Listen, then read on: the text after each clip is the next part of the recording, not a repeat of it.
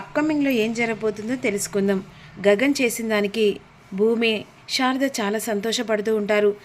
ఇక దేవికి వచ్చి భర్త చనిపోయాడని బొట్టు గాజులు తీసే సమయానికి గగన్ వచ్చి కాపాడడం వల్ల ఇక భూమి కూడా చాలా హ్యాపీ ఫీల్ అవుతూ ఉంటుంది. అసలు అతను ఎప్పుడో మన జీవితంలో చనిపోయాడమ్మా అని గగన్ ఆ విధంగా అంటూ ఉంటాడు. ఇక గగన్ బాధతో తన రూమ్లోకి వెళ్ళిన తర్వాత అది తలుచుకొని శారద చాలా బాధపడుతూ ఉంటుంది. ఇక వెంటనే భూమి వెళ్ళి గగన్ని హక్ చేసుకొని థ్యాంక్ యూ చెప్పి ఒక ముద్దు పెడుతుంది. ఇక మరోవైపు భూమి ఈరోజు బావ అత్తయ్యను కాపాడారని చెప్పేసి వెంటనే భూమి శారద దగ్గరికి వెళ్ళి అత్తయ్య అంటుండగా అమ్మ భూమి అని చెప్పేసి పట్టుకొని చాలా ఏడుస్తూ ఉంటుంది. నేనంతా విన్నాను అత్తయ్య, ఈరోజు బావ మనందరినీ సేవ్ చేశారు, ముఖ్యంగా నిన్ను. ఏం చెప్పానో అర్థం కాలేదు. బామ్మ వచ్చి ఈ విధంగా చేసిందంటే దీని వెనకాల అపూర్వ ఏదో కుట్ర చేసి బామ్మను రెచ్చగొట్టి ఇక్కడికి పంపించినట్టుగా అనిపిస్తుంది. అవునమ్మా, ఆవిడ మాటలలో కోపం, ద్వేషం ప్రతి ఒక్కటి కనిపించింది. కానీ బ్రతికున్న విషయం చెప్పకూడదు కదా, ఏం చేయాలో చేయకుండా భయంతో చాలా కంగారు పడ్డానమ్మా అంటుండగా సర్లే అత్తమ్మ, ఎలా అయితేంది, ఆ దేవుడు భావరూపంలో వచ్చి నిన్ను కాపాడారు. అత్తమ్మ నీకో విషయం మర్చిపోయాను చెప్పడం. మావయ్యను ఎలాగైనా హాస్పిటల్ నుంచి డిశ్చార్జ్ చేస్తాను చెప్పేసి డాక్టర్ చెప్తున్నారు. ఒకవేళ మావయ్యను ఎక్కడ తీసుకొచ్చి పెట్టాలనో అది కంగారుగా అనిపిస్తుంది. ఇప్పుడు ఎలాగైనా ఇక డాక్టర్ కూడా మావయ్యను మన దేవుని దయ వల్ల కాపాడుతున్నాడు కదా, ఒకవేళ కాస్త క్యూర్ అయిన తర్వాత అతన్ని డిశ్చార్జ్ చేద్దామని చెప్పేసి ఇక ఇలా మాట్లాడారు. ఇప్పుడు ఏం చేద్దామని చెప్పేసి ఈ విధంగా భూమి అడుగుతూ ఉంటుంది. అమ్మా నా మనసు ఏదోలా ఉందమ్మా, ఒక పని చేద్దామా. ఏంటమ్మా? ఏం లేదమ్మా, మీ మామయ్య పేరు మీద పూజ జరిపిద్దామా, ఎందుకంటే ఏదో ఒక గండం రాబోతుంది, అందుకని ఒకసారి గుళ్ళోకి వెళ్ళి పంతులు గారితో మాట్లాడి పూజ జరిపిస్తే ఎలా ఉంటుందో అడుగుదాం అన్న తర్వాత సరే అత్తమ్మ అని చెప్పేసి వెంటనే ఇద్దరు కలిసి గుడి దగ్గరికి వెళ్ళి ఇక కృష్ణప్రసాద్ మీద హోమం జరిపిస్తే బాగుంటుంది, మృత్యుంజయ హోమం అని చెప్పేసి పంతులు గారు చెప్పిన తర్వాత సరే ఏర్పాట్లు చేయండి అని చెప్పేసి ఈ విధంగా మా మామయ్యని తీసుకొని వస్తామని చెప్పేసి భూమి శారద అక్కడి నుంచి వెళ్ళిపోతారు. హాస్పిటల్ దగ్గరికి వెళ్ళిన తర్వాత అత్తయ్య ఎలాగైనా సరే ఎవరి కంట కనబడకుండా మావయ్య చేత మృత్యుంజయ హోమం జరిపించిన తర్వాత మళ్ళీ మావయ్యను వెంటనే హాస్పిటల్లో జాయిన్ చేయించాలి. సరే అమ్మా అని చెప్పేసి వెంటనే శారద ఉన్న భూమి కేపీని తీసుకొని గుడి దగ్గరికి వస్తామని చెప్పేసి ఇక అలా రెడీ అయ్యి కేపీని తీసుకొని హాస్పిటల్ నుంచి గుడి దగ్గరికి నేరుగా వస్తారు. అమ్మ నువ్వు అన్నట్టు పూజకు అన్ని ఏర్పాట్లు చేశానమ్మా అని అంటుండగా సరే పంతులు గారు, ఇక ఇతని చేత ఈ మృత్యుంజయ హోమం జరిపిస్తే అంత శుభమే జరుగుతుందమ్మా, గండాలు చిన్న చిన్న గండాలు ఉన్నా కూడా తొలగిపోతాయి అని అన్న తర్వాత అమ్మ అతని చేతనే మృత్యుంజయ హోమం జరిపించాలి అన్న తర్వాత అయ్యో అమ్మ నెయ్యి తీసుకురావడం మర్చిపోయాను అని అంటుండగా సరే పంతులు గారు అని చెప్పేసి ఈ విధంగా ఇక్కడ అన్ని పూజకు దగ్గరుండి ఏర్పాట్లు చేసి నేను తీసుకొస్తానని భూమి అంటుంది కదా. మరోవైపు అపూర్వ ఇంటి దగ్గర ఇక మీరా చాలా బాధపడుతూ ఉంటుంది. అన్నయ్య నా భర్త ఎప్పుడు నా దగ్గర ఉన్నట్టుగా నాతో మాట్లాడినట్టుగా అనిపిస్తుంది అన్నయ్య అని ఈ విధంగా బాధపడుతుండగా ఇక మరోవైపు అపూర్వ ఈ విధంగా అంటుంది. ఇక కృష్ణప్రసాద్ గుర్తు చేసుకుంటూ ఇలాగే బాధపడతావా? అయినా పోయినోళ్ళు తిరిగి వస్తారా మీరా? దాని గురించి ఆలోచించడం పక్కన పెట్టు, పిల్లలున్నారు, వాళ్ళని చూసుకుంటా బ్రతకాలి కదా. అన్నయ్య నాదో చిన్న కోరిక. ఏంటమ్మా? ఈ ఇంటికి మళ్ళీ నా భర్త తిరిగి రావాలా అని అంటుండగా ఏంటి ఏం మాట్లాడుతున్నావు మీరా అని అంటుండగా వదిన నా కొడుకు ద్వారా మళ్ళీ నా భర్త నాకు మనవడుగా పుట్టాలి. అన్నయ్య ఎప్పుడు నువ్వు నా మాట కాదనవని నేను అనుకుంటున్నాను. ఎలాగైనా సరే నా బాధ అంతా నేను మర్చిపోవాలంటే నువ్వు చెర్రికును నక్షత్రకు శోభనం ఏర్పాట్లు చేయన్నయ్యా. నా భర్త ఈ ఇంట్లో మళ్ళీ తిరిగి అడుగు పెట్టేలా చేయన్నయ్యా అని చెప్పేసి మాట ఇవ్వు అన్నయ్య అనేసరికి అపూర్వ ఒక్కసారి కంగు తింటుంది. ఇప్పుడు గా విషయాలు ఎందుకు మీరా? దాని గురించి తర్వాత ఆలోచిస్తాం.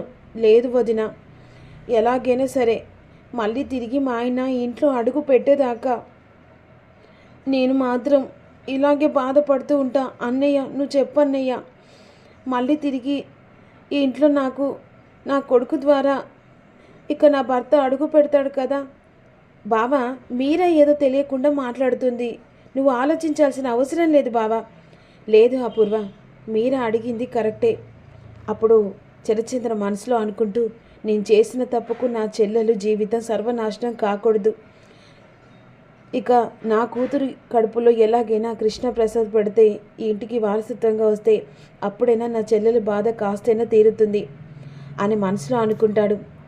సరే చెల్లమ్మ, ఇక నువ్వు బాధపడుతుంటే నేను చూస్తూ ఊరుకోలేను. నీకు మాట ఇస్తున్నాను, వాళ్ళ శోభనానికి ఏర్పాట్లు చేస్తాననేసరికి అపూర్వ ఒక్కసారి కంగు తింటుంది. బావా, ఏంటి బావా తొందరపాట్లు నువ్వు ఇలా మాట ఇవ్వడం ఏంటి? తొందరపాటు కాదు అపూర్వ, తప్పు చేశాం. పెళ్ళై ఇన్ని రోజులైనా సరే వాళ్ళ శోభనానికి ఏర్పాట్లు చేసినా మాత్రం కూడా సంబంధం లేకుండా ఉంటుంది. ఈసారి మాత్రం కేపీ ఇంట్లో ఇక నక్షత్ర రూపంలో కేపీ ఖచ్చితంగా ఇంట్లో అడుగు పెట్టాలి. అది నా చెల్లెకి మాట ఇచ్చాను కనుక అని ఈ విధంగా అన్న తర్వాత వెంటనే వాళ్ళిద్దరిని గుడికి తీసుకొని వెళ్దాం.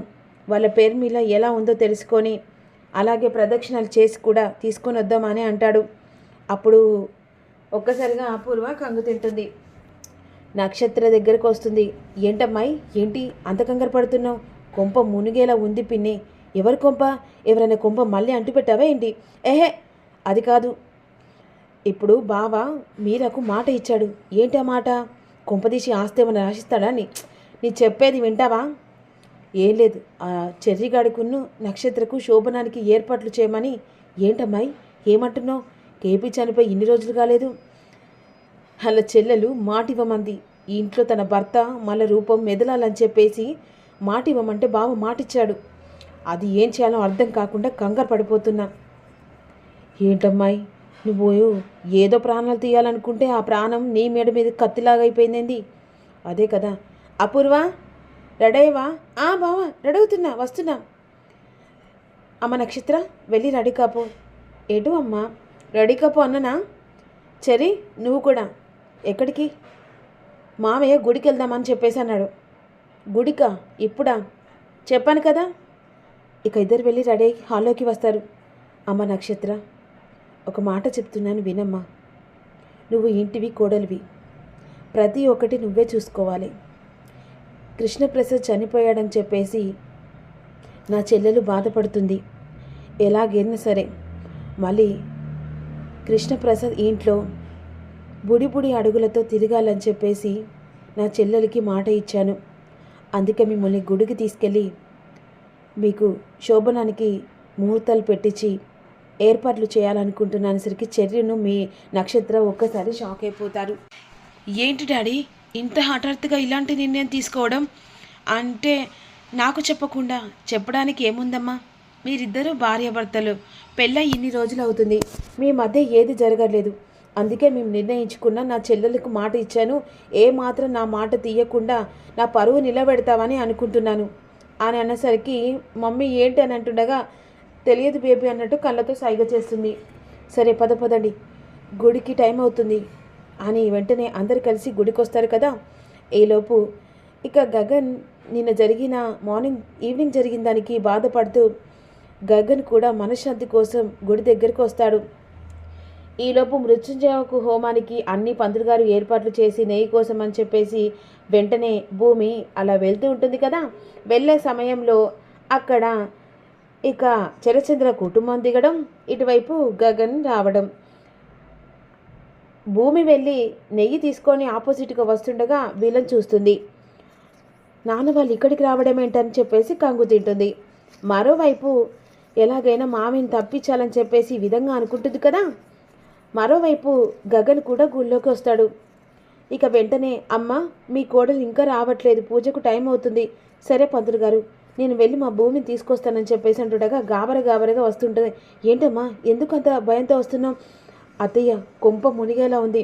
ఇప్పుడు ఇటు చూస్తే నాన్న వాళ్ళు వస్తున్నారు, అటువైపు బావ వస్తున్నాడు.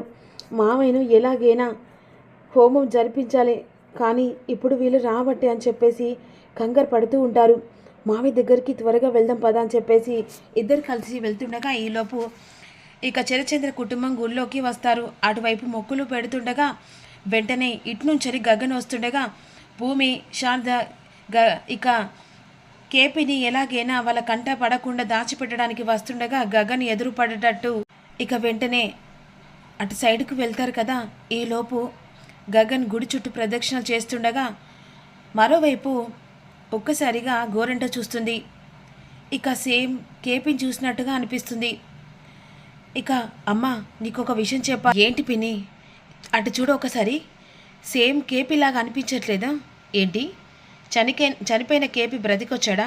లేదమ్మా, ఒకసారి చూడు అటువైపు అనే విధంగా అంటుండగా ఇక అపూర్వ అటువైపు చూస్తుంది. కేపీలాగా వెనుక నుంచి అనిపిస్తుంది. చూస్తుంటే అలాగే అనిపిస్తుంది, కానీ చనిపోయిన కేపీ రావడం ఏంటి? ఇక సరిపిని వెళ్దాం పద అని చెప్పేసి అక్కడి దాకా వస్తుండగా ఈలోపు చిరచంద అపూర్వ అని చెప్పేసి పిలుస్తాడు. బావా ఎక్కడికి? ఇక్కడికి రా అని చెప్పేసి పిలుస్తా. వెంటనే అపూర్వ వెనక్కి తిరిగి వస్తుంది. పిన్ని నాకెందుకో కృష్ణప్రసాద్ లాగానే అనిపిస్తుంది. కృష్ణప్రసాద్ లాగా అనిపించడం కాదమ్మాయి, కృష్ణప్రసాద్ లాగానే ఉన్నాడు, ఎలాగైనా సరే చూడాలని చెప్పేసి అంటుంది. మరి అపూర్వ అనుకున్నట్టు కృష్ణప్రసాద్ని చూస్తుందా? భూమి ఎలా కాపాడుకుంటుందో తెలుసు.